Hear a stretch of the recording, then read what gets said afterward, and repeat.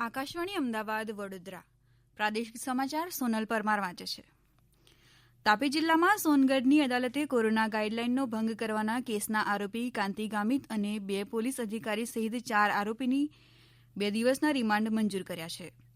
પૂર્વ મંત્રી કાંતિ ગામિતની પૌત્રીની સગાઈ વિધિમાં મોટી ભીડ એકઠી કરવા બદલ એપિડેમિક એક્ટ હેઠળ ગુનો નોંધી પોલીસ તંત્રએ કડક કાર્યવાહી હાથ ધરી છે. અમારા પ્રતિનિધિ જણાવે છે કે આ કેસના અન્ય 15 આરોપીની જામીન અરજી દાખલ કરવાની તજવીજ હાથ ધરવામાં આવી છે. કોરોના સંક્રમણના ફેલાવા પ્રત્યે બેદરકાર લોકોને બોધપાઠ મળે તેવી કાર્યવાહી તાપી જિલ્લા પોલીસે હાથ ધરી દાખલો બેસાડ્યો છે.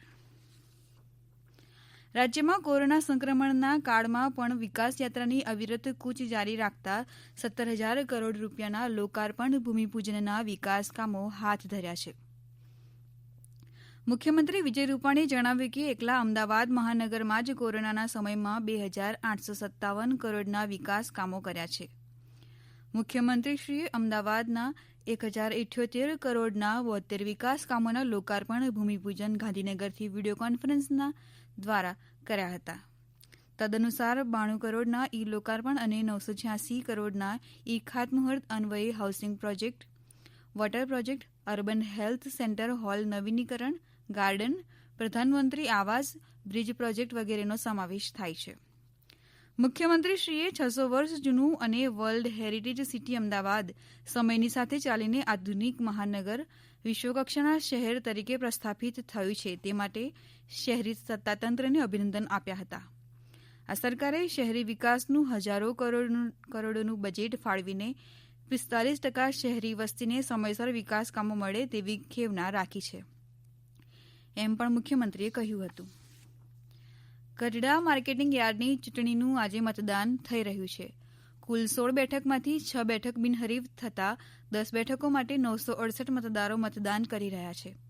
બંને પેનલના ઉમેદવારો જીતનો દાવો કરી રહ્યા છે. આવતીકાલે થનાર મતગણતરી બાદ જ પરિણામનો ખ્યાલ આવશે.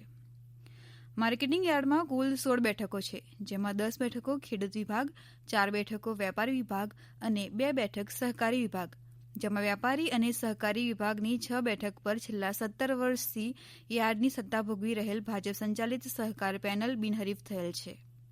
ત્યારે આજે કુલ 10 બેઠક પર 968 મતદારો મતદાન કરી રહ્યા છે. રાજ્યમાં જામનગરની બાલાચડી સૈનિક સ્કૂલ બાદ હવે બીજી સૈનિક શાળામાં ઉમરપાડા તાલુકામાં સાકાર થવા જઈ રહી છે. આદિજાતિ બહુલ વસ્તી ધરાવતા ઉમરપાડા, માંગરોળ, માંડવી, મહુવા સહિત દક્ષિણ ગુજરાતના બાળકોના ઉજ્જવળ ભવિષ્ય તેમજ બાળપણથી સૈન્ય કારકિર્દી ઘડી માતૃભૂમિની સેવા કરી શકે તેવા આશયથી રાજ્ય સરકાર દ્વારા ઉમરપાડા તાલુકાના બિલવણ ગામે આશરે 37 કરોડ 42 લાખના ખર્ચે સૈનિક શાળા નિર્માણ પામશે. મુખ્યમંત્રી વિજય રૂપાણી આવતીકાલે સવારે 11 વાગ્યે ભૂમિપૂજન કરશે. 20 એકરમાં સાકાર થનારી સૈનિક શાળામાં અદ્યતન school building, student hostel, staff quarters, dining hall, sports complex, શૈક્ષણિક સાધનો, રમતગમતનું મેદાન સહિત 700 વિદ્યાર્થીઓ રહી શકે તેવા અત્યાધુનિક ભવનનું નિર્માણ થશે. મુખ્યમંત્રી શ્રી વિજયભાઈ રૂપાણી આવતીકાલે સુરત જિલ્લાના ઉમરપાડા ખાતે 711 કરોડના ખર્ચે તાપી કરજણ લિંક પાઇપલાઇન ઉદ્વહન સિંચાઈ યોજનાનું ખાતમુહૂર્ત કરશે. આ યોજના પૂર્ણ થયેથી અંદાજિત 53,700 એકર જમીનમાં સિંચાઈનો લાભ મળશે. બહુધા આદિવાસી ગ્રામ્ય વિસ્તારના ગામોને સિંચાઈની સુવિધા પહોંચાડવા માટે રાજ્ય સરકાર સતત પ્રયત્નશીલ રહી છે. તાપી નદીના ઉપર ઉકાઈ ડેમની જમણી બાજુના આદિવાસી ડુંગરાળ વિસ્તાર સિંચાઈની સુવિધા ઉપલબ્ધ કરાવવા રાજ્ય સરકારની સંકલ્પના સાકાર થઈ રહી છે. તાપી કરજણ લિંક પાઇપલાઇન ઉદ્વહન સિંચાઈ યોજના દ્વારા 4 પમ્પિંગ સ્ટેશન બાંધવામાં આવશે.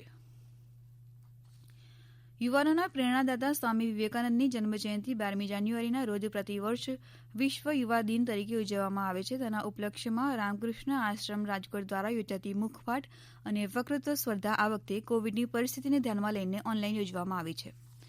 આકાશવાણી અમદાવાદ વડોદરા પરથી પ્રાદેશિક સમાચાર પૂરા થયા.